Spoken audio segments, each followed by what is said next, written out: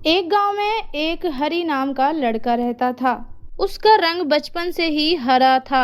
वो जब भी घर से बाहर निकलता था, सब लोग उसे जहरीला जहरीला बोल के उस पर हंसते थे। इसलिए वो बहुत कम ही घर से बाहर निकलता था। बेटा, घर का सारा सामान खत्म हो गया है। थोड़े से पैसे पड़े हैं, जा दुकान से सामान ले आ। नहीं माँ, मैं नहीं जाऊंगा। सब लोग मुझे जहरीला जहरीला बोल के चिढ़ाते हैं।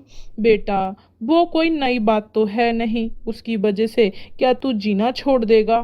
ठीक है माँ, जाता हूँ। देखो देखो देखो, कौन आया? अरे ये वही आदमी आया, जहरीला आदमी। यहाँ क्या कर रहा है?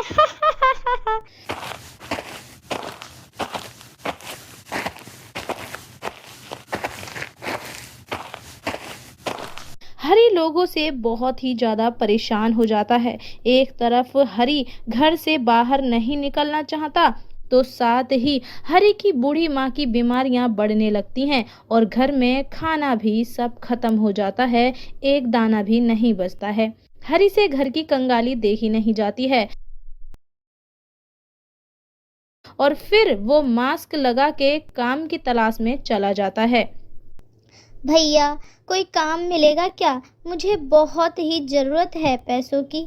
देखो भैया, मुझे अपने ग्राहक कम नहीं करने हैं। तुम्हारी शक्ल देखकर हर कोई तो भाग जाता है।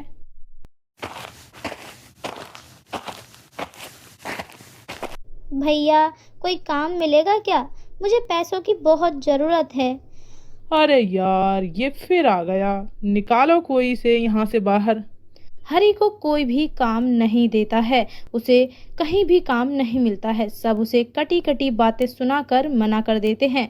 निराश होकर हरी घर लौट जाता है, जहां पर उसकी माँ समय से दवाई ना खाने के कारण उसकी मौत हो जाती है। माँ को मरा हुआ देखकर हरी की आंख में एक भी आंसू नहीं आता है और वो अपनी माँ का दफन करके घने जंगल में चला जाता है और वहीं पर तपस्या करने लगता है। वो तपस्या में लीन हो जाता है और तपस्या करता है वो एक कलंकी नाम के राक्षस की।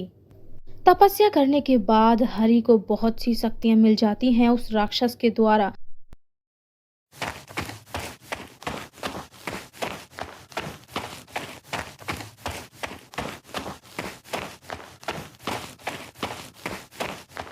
उसके बाद हरि फिर से अपने गांव चला जाता है। अरे जहरीले आदमी, तू फिर से यहाँ लौट आया। वैसे तो तू इतने दिन था कहाँ? अरे अरे, ये तुझे क्या हुआ? बचाओ बचाओ, कोई मुझे बचाओ। बहुत उड़ा लिया तुम लोगों ने मेरा मजाक।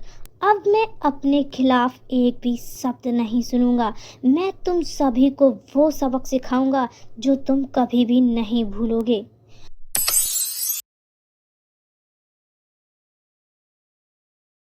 माँ, मैं लौट आया हूँ। अब ये तेरा हरी कायर और कमजोर बिल्कुल भी नहीं रहा है। एक एक करके मैं सभी को खत्म कर दूंगा। हरि जब घर से निकलता है और उसके सामने जो भी पड़ता है सबको खत्म कर देता है। हरि की खबर सुनकर पूरे गांव में दहशत फैल जाती है और फिर गांव के सभी लोग मिलकर हरि से माफी मांगते हैं, लेकिन फिर भी हरि का गुस्सा कम नहीं होता है। बेटा, हरी गांव के लोगों ने तेरे साथ बहुत बुरा किया। इन लोगों पर तरस खा और इन्हें माफ कर दे। माफ कर दूंगा अगर ये मेरी माँ को लौटा सके तो।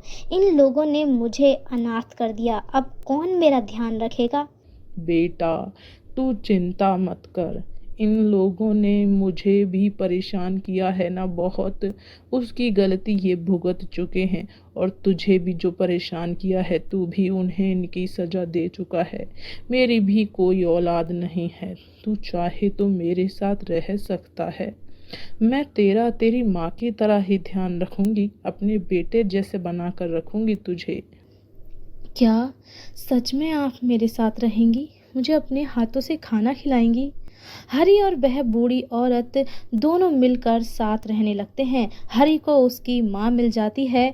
उसे ऐसा लगता है कि उसकी माँ फिर से लौट आई है और फिर गांव के सभी लोग हरी के साथ अच्छा व्यवहार करने लगते हैं। कोई भी गलत व्यवहार नहीं करता है और इस तरह से हरी सबको माफ़ कर देता है और अपनी नई माँ के साथ खुशी खुशी जीवन बिताता है।